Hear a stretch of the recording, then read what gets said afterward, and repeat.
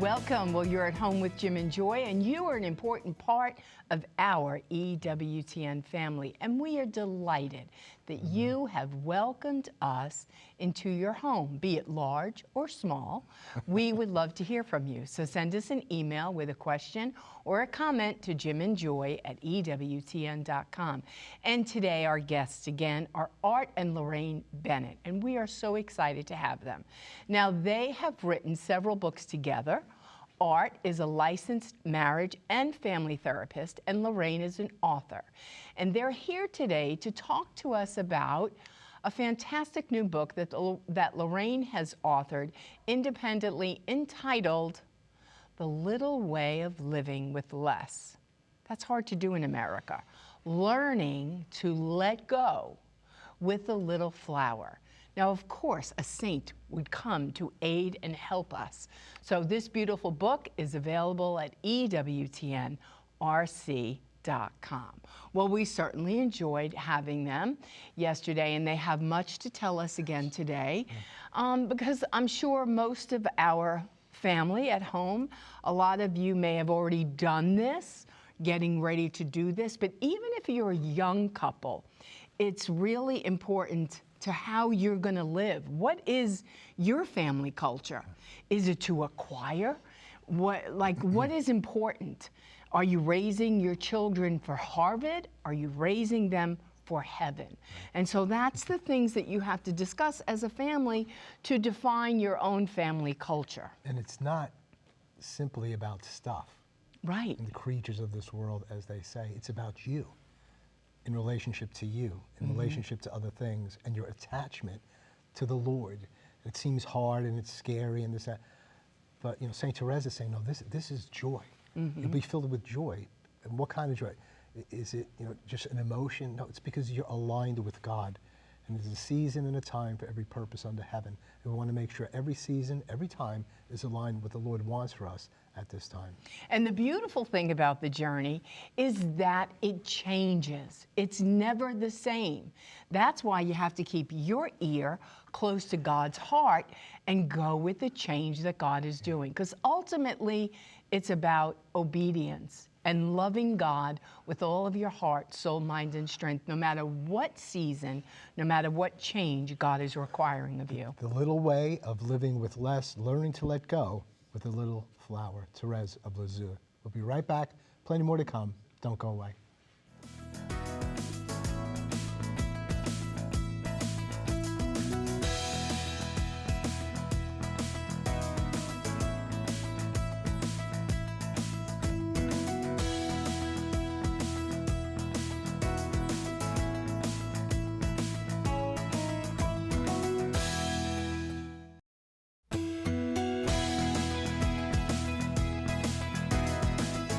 That's like 70-hour weeks. Welcome back. We're at home with Jim and Joy, and our guests today are Art and Laraine Bennett. Now, Art and Laraine have written several books together.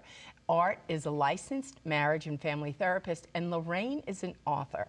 And they're here today to talk to us about a fantastic new book that Laraine has authored independently entitled The Little Way of Living with Less, Learning to Let Go with a Little Flower. And this beautiful book is available at ewtnrc.com.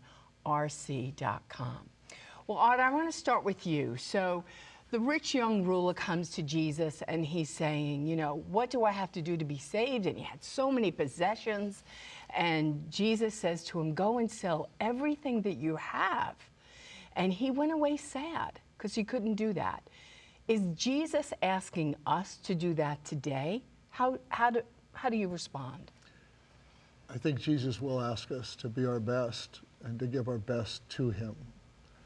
I don't think he'll ask all of us to give away everything we own, but he clearly did ask that rich young man to do that. And the rich young man says, I've obeyed all the commandments. I play by all the rules. What else do you want from me? And Christ goes, well, since you asked, let me tell you what I want. So I think in his case, what's similar to all of us is that Christ will want us to make a sacrifice for him so we can continue to grow. But I don't think Christ will necessarily ask all of us to give away everything, but he does ask some people that. So the sad part, I think, is Christ was extremely clear He put it right in front of him, but he was just too attached to his things, and ergo he walks away sad. So I think when we don't follow the will of God, and it could be different for each of us, similar but different, the risk we have is sadness. And it's also, it shows he was a good guy. Yeah. He was a commandment-obeying guy. Yeah. and Christ was struck by him enough to get him, I want you on the team. Right. But he couldn't let go. He couldn't detach enough to do it. Right. And Yeah, I think that couldn't- reawakens in us. What am I holding on to that keeps me from doing what Christ wants me to do? Right. I think it's just, Yeah. And I think as we grow older, he never stops asking us that question. Right. I mean, like when we were all in, Jesus, I love you, I'm going to follow you. And he still keeps asking us that question. Here I am 65 and he's still doing this. And it's like, but you gave me all this. I did. Walk away. Means nothing. Right? And because if it's getting in the way, or a deeper love that he wants to cultivate in our interior life, and it's stuff, or it's a relationship, or it's a job, or it's whatever it is, God knows what it is. And he calls it forth and says, do you love me more than this? Yeah. We used to sing that song in the fellowship group that we were part of, and it said, King of kings, Lord of lords, Jesus is Lord of all my possessions, all my life, Jesus is Lord of all. So we always have to know that. We have to be detached in that way. He's not calling most of us to that call of detachment from everything, but he can at another juncture say, I want that. I want that particular thing. So at any point, we've got to be ready to give him what is his. We're stewards, we're not owners. We don't own anything. Exactly. Really. Yeah. Well, and all of it is a gift. Every single thing that we have is a gift, and that's what Saint Therese, realized so profoundly, was that every single thing, she didn't even hold on to one tiny thing of her own that she didn't ever say, well, good thing I have this talent, or at least I love you this much more than anybody else. No, she didn't even the love she felt for God, she said she received that as the love. She asked for God to give her the love so that she could love him. Right. So she was so profoundly humble. Yeah. And these are fairly easy things to talk about. Right. But then doing it, and we spent a good bit of time on the stuff. Tough to live. But Yeah. it's like, we've seen preachers and priests and other people or singers, and then their voice goes. Something goes. Right. And so did the Lord take that? Is it just, just age or whatever? But those are really difficult detachments. The gifts you have in vision and seeing and speaking and sing, or whatever it might be. And so we better, to some degree, have some teaching on there about detachment, because as we said, the longer you go on, you're going to be detached. You're going to get detached. Eventually. And so you want the spiritual benefit of detaching yourself Right. as best you can. So I want to offer this here. I want to Exactly. sacrifice this here. I want everything that's good here and that's so pleasant. He wants it for us too, but it doesn't last forever. You're going to be detached from it, as we say.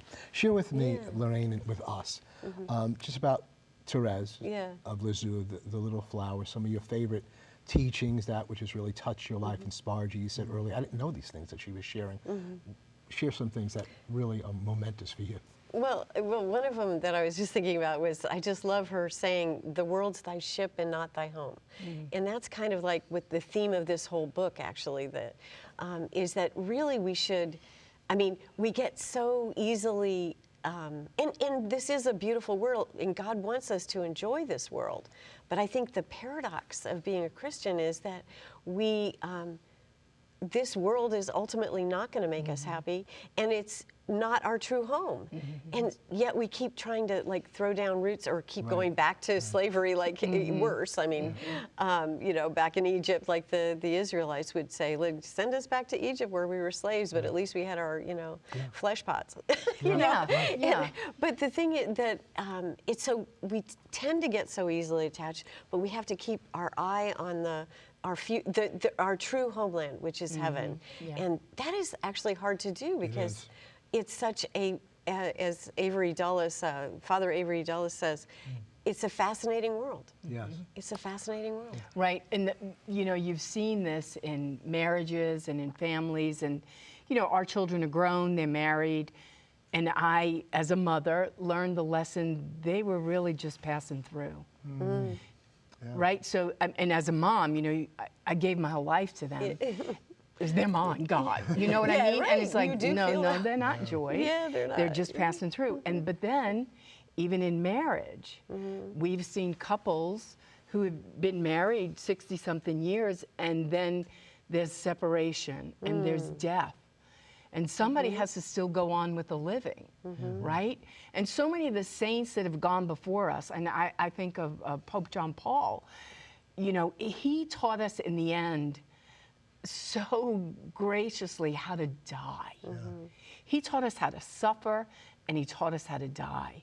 And the wisdom of God in the beauty of the church, with all the saints who have so many things to teach us. You know, you think of St. Francis. I mean, he threw down all his worldly possessions and said, I love God, you know? And so we have to learn that, as we do from St. Therese of Lisieux, those lessons just to say, I'm just a pilgrim, a sojourner, I'm on this journey, and less is more, and I need to keep telling myself easy to that. say. It's so easy to say, right? But as we pick up and we're like, oh, I need that cute thing. No, I don't. I was thinking It's really John hard. Paul II. Yeah. So great. But remember him trying to speak, you know, around Easter week before his death, and he went to the window a number of times to talk, and he couldn't do it, that I think, and he was hitting the windows because he couldn't speak. He couldn't speak, and that was his thing. So I don't know what that is. That he had to detach from that too. Yeah. You know, and like his spirit. And that's the hard thing because the spirit doesn't get old. I mean, his spirit was right. alive. Mother Teresa's spirit was alive. Mother Angelica's spirit is alive. But you're dying. You know, and it's that whole thing. You're going to detach one way or another. Even they had to struggle with their gifts. That the spirit was ready to do everything, but your body was saying no. You know? It's worn Talk and to us, done. but Go look how ahead. you remember that. Yeah. So we remembered that he couldn't speak, right? And yet he was showing us what love is. Yeah. So even if you take away his voice, Yeah. the love that he radiated comes Yeah. through. That's probably why we still remember it. Not, it just doesn't Everybody get was lost. applauding. He couldn't say Yeah. a word. Yeah, Right. so I think God will Yeah. take something away from us only to highlight something more valuable, more important. for our growth. And you're right. So he's a good example of someone who's a great, eloquent speaker. To get rid of that, I mean, it's like Beethoven lost his hearing. I mean, how does this stuff happen? The great gift. But I guess it all points to us that at the end we're just radically dependent on God and His mercy, and that's where we want to be headed. That's just easier said than done. Therese spoke a lot about surrender and trust, and that her way was the way of a spiritual child. Yeah. Your thoughts on that, Art, and how that works its way out in our lives and maybe in marriage? Well, one of the things I see in marriage and in family life is, okay, so you're when you're 30s, 40s, and 50s, you work real hard, and what you're doing, you're serving with love. You work real hard to support your family, or as a mother, or as a father, whatever. You're working long. You have creative ideas. You're going both ends. But ideally, it's all not just for my vanity or my pride. It's to serve the family. But then you hit a point, a dramatic point with John Paul II, but we all hit it, where all these skills I had in my 30s, 40s, and 50s, I don't got them anymore. I'm more pedestrian, what I think. I'm not as creative as I used to be. So what do I have to add anymore? And I think what it is, and people like Arthur Brooks have written about this, and From Strong to Strong. Now, I say late 60s, 70s, now I should be wise. I should be wiser. I'm not as creative as I used to be. I don't have the energy I used to be. I can't do the math problems I used to do. But I've been around, and so I think the gift we give is not our energy and creativity. We can slow down a little bit and point out kind of what life's about. What's the big picture? And so that's kind of what we learned in our, quote, downsizing, when we live in a tiny little place with a little less stuff. You know, we can focus more on maybe our prayer life. We can have people over for a drink. It's not a big deal. We don't have to run around. I don't have to be the most creative guy at this or the best therapist at that. You know, you kind of do a good job of what you got, but you don't have to be this high energetic creative person anymore. That had its day. Wow. But now we're in a new day, and people do need, you guys are so full of wisdom on your show here. People need to know what's the big picture, what's going on, and that's a new role for us as we get a little bit older. And that's a great gift. But you can't do that and run around, work 70-hour weeks and run around like Right. We don't have the energy to run around. So I think God 70 hours. takes some things away, but ideally, He gives you what He really wants you to do. Kind of It Opens the reassigns you. doors. So to speak. Yeah, reassigns you. And that's the beauty of the change, you know, and it's when we repel and resist the change, we miss the grace in the moment to change. We miss what God is doing. It's like, you know, you want to hold on to your strength. You want to hold on to your, but let it go. Like, just let it go and let God do what he's doing in the new time, in the new place in our lives, you know? And then the joy comes, and then the hope comes. And then we can be at home in our own skin, finally. And then as wrinkly as it all can be, thank God. You know what I mean? It's my skin. I earned it. I earned all the scars and everything that is here, you know, and be at home because Jesus is here. And Jesus is never going to leave me, and he's never going to forsake me. And that's what I want to impart to my spouse, because marriage makes us holy, right? And on this journey, we want to be holier, and we want to give that to our children. I mean, we could be the people saying, you're going to go off a cliff, but guess what? Free will, it's their cliff to go off if they want to. And they could say, you don't know nothing until they go off the cliff. Laraine, you mentioned in the book a number of times, I think, if I'm wrong, don't tell me. Just Stephen. No, but I mean, you speak about being home, that this thing of doing less, of detachment and so on. It's about really being at your true home. You say something like that. And you've shifted homes and so on, but it's all about because this way is really where we're all headed and where we're all going. So can you speak to that? What's home? Yeah. Well, that's the thing is, I think, especially probably women, I think we are natural home builders, nurturers, and we want to create a beautiful home. And this book is also filled with practical tips I wanted to mention on organizing. So it's not all about the spiritual part, but and so we as women, we tend to want to, you know, we do like shopping. I mean, you know, buying things, filling the home, making it look beautiful. But the ultimate purpose is really to create this space, this home for all the people who come, you know, to your house or to your home. But it's for nurturing, and it's for strengthening, as Art said, for strengthening the bonds of love.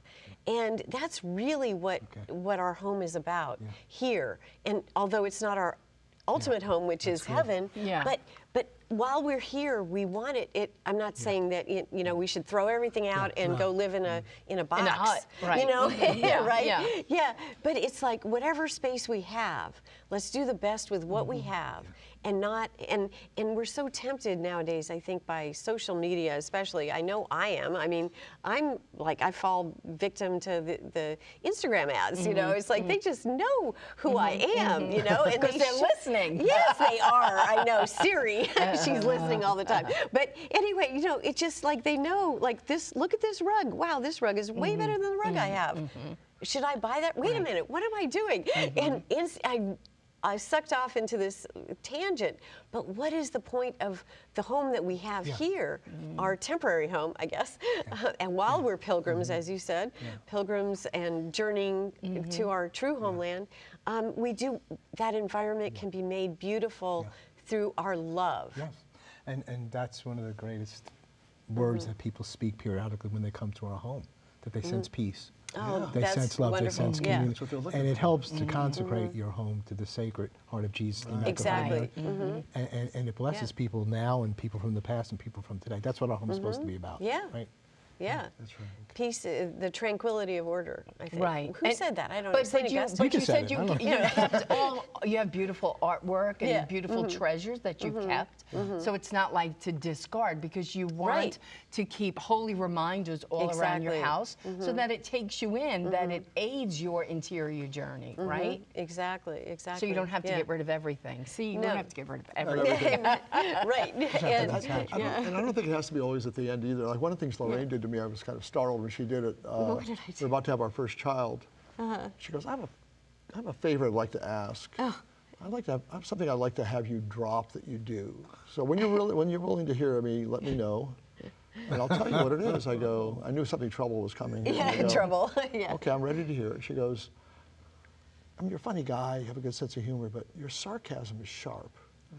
And the kids, because developmentally, you know better than I, she probably said, the kids can't understand irony till they're like 9 or 10. So they're going to take your sarcasm as just mean.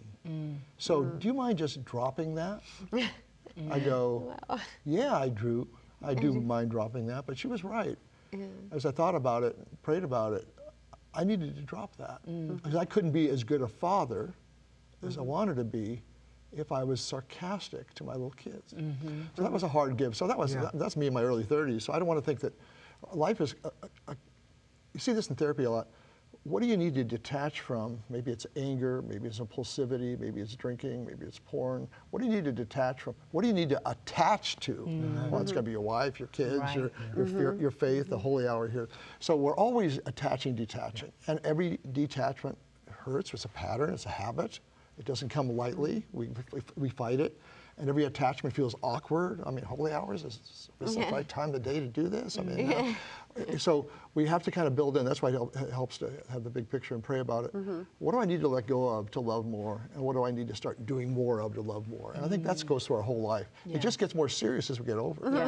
Yes. Yeah, we have less time. Excellent. We have to go to a break. That was an excellent point right there. So we'll hold you over for the final segment. Want you to share more. We'll be right back. There's plenty more to come. Don't go away.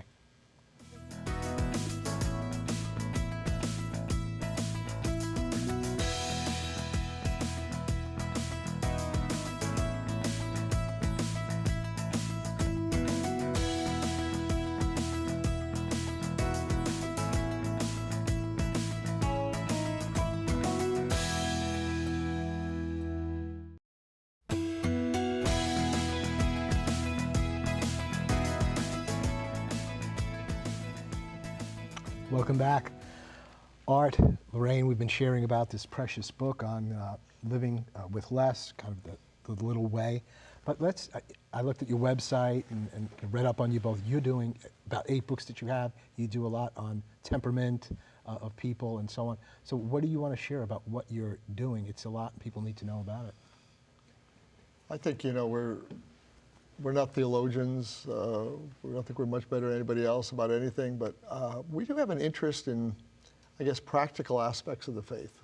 We are both very gifted, always had great Catholic activities and things we've done, even when we lived in Germany.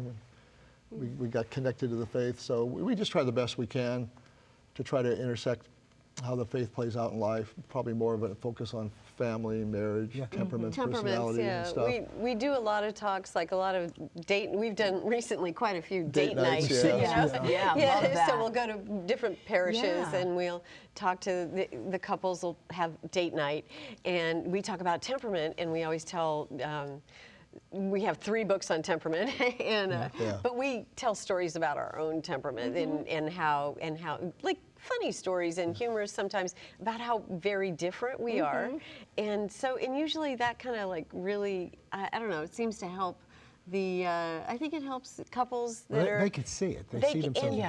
And they say, oh, it's okay. Wow, it's okay to be different. And we share the faith and we share the same values. But our temperaments are very different. And I'm madly in love with him, but I'm not him and he's not me. Exactly. And you can celebrate that. Exactly. So kind of connecting the dots between the faith and loving each other as best we can. I mean, there's nothing too special. So that's what we like to do, and we do that from time to time. Perfect. Art and Laraine Bennett.com. Yes. Art and Laraine Bennett, 2 T's.com. It's a great website, and I felt like I wanted to participate on what was there. And so if people look there, they can get you both if they want you to do a little retreat or a conference and have a date night together. Well, thank you so much for the gift of this book. Thank you for your years of marriage and family and all that you're doing to beautify the bride of Christ. I think you're right on target. Thank you for this apostolate. It's beautiful. Yeah, thank you. We're honored to be here. Thank you. Well, welcome to the EWTN family. It's great to have you. Thank you. Again, the book is The Little Way of Living with Less, Learning to Let Go with a Little Flower. The website is artandlarainebennett.com. So God bless you. God bless all of your loved ones. You're an important part of this EWTN family. You're never alone. You're always at home with Jim and Joy. Bye now.